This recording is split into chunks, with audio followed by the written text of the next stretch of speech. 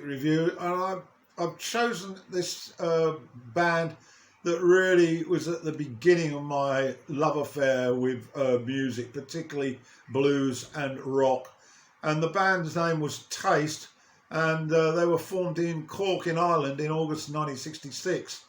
And they were a trio, and they consisted of the absolute genius of Rory Gallagher on guitars and vocals. And at that time when the band started, they had Eric Kitteringham on bass and Norman Damery on drums. And in the early years, they toured Germany, Hamburg specifically, and Ireland before coming regulars at the Maritime R&B Club in the hotel in Belfast. And they started to get work there in the summer of '67. In 1968, though, they began performing in the UK, and the original lineup split up, and the new lineup formed with Richard McCragan on bass and John Wilson on drums. And this was the Taste that I actually got to see live at a university free concert in the summer of 1969. What memories. They had by then had moved permanently to London, and they'd signed with the record label Polydor. They did that in November 1968, and they toured alongside Cream and Yes on Cream's farewell concerts. So quite an introduction, really.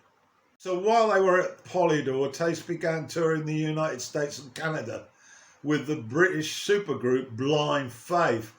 And in April 1969, they released their first album, simply called Taste, and it was one of 2 studio albums that they did release. There was a couple of live efforts as well, but those were later. So I'm going to review the album On the Boards, which was their second offering, and that was released in 1970.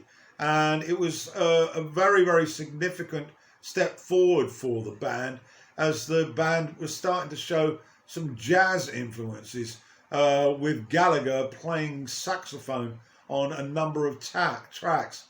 So On the Boards, the second album, released in 1970, and it actually hit the UK album charts, and it was praised across the board really for its variety and the precision of its ensemble playing and those jazz inflections that I mentioned.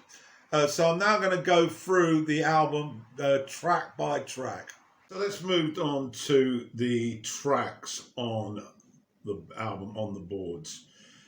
First up is What's Going On. It enables us to hear the dexterity of Gallagher's guitar for sure, and there's a thumping bass drums combo that hits the floor. It's energetic and it's got a great riff.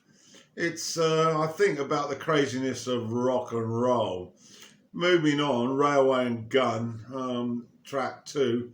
Speedy little riff sets the song going before it breaks into a traditional slow blues, and the solos are impressive, but not overdone.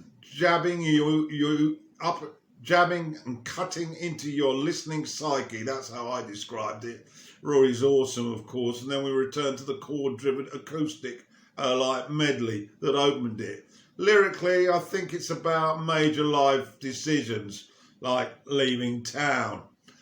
And next up is It Happened Before, It'll Happen Again. This is, I consider, to be the best track on the album. It's got complex rhythms with a jazz-infused solo with bass, drums, and it's full of jazz improvisations. This is a huge change from their usual material, and it's excellent. A near masterpiece, really, of jazz sort of rock style. It has a good solid melody, and it gives Rory a chance to flash his multi-instrumentalist techniques. And his sax playing, pretty impressive really, for a white blues man switching from guitar to sax in mid-solo. Lyrically, it's about avoiding another round of staying with a love disaster, I think. Track 4 then, If the Day Was Any Longer. I like this one. It's about, well, it's a Irish folk song sang with a passion, and the harmonica makes you weep with pleasure. I think it's about the confusion of love. So next up's another blues, Morning Sun.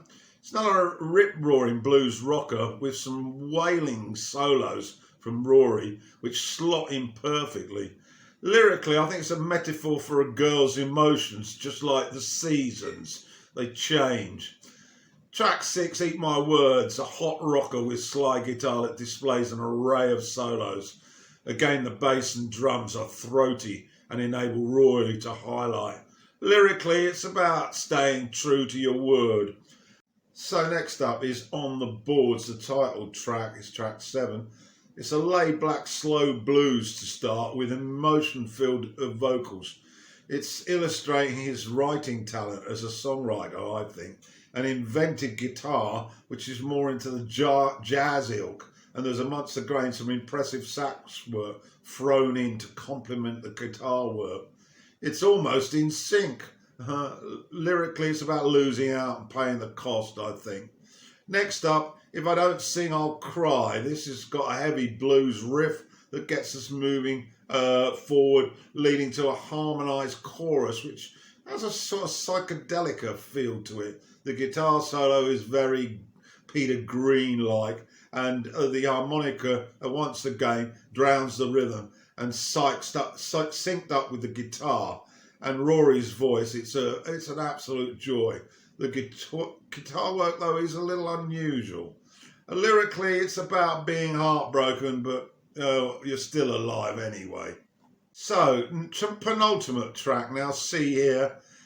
This is a pretty ordinary piece of music, really. It's got a mellow acoustic guitar offering, nice little acoustic solo, nifty fretwork, but not that memorable. I think it's about dreams coming true, maybe, or a hope. And the last track is a real rocker, I'll Remember, with more or less complex structure, for taste at least. Some more of that wonderful singing, and it's a fitting blues rocker to finish and leads us into Rory's solo career. Lyrically, it's about love never dying. So, in summary, On the Boards, you get what you pay for, really, and this is really what you would expect as a follow-up, a sophomore release by the band. It proved to be their last, but it was a great album to set up Gallagher's solo career, and for its time is well worth checking out. So there we are, that's my review of On the Boards by Taste.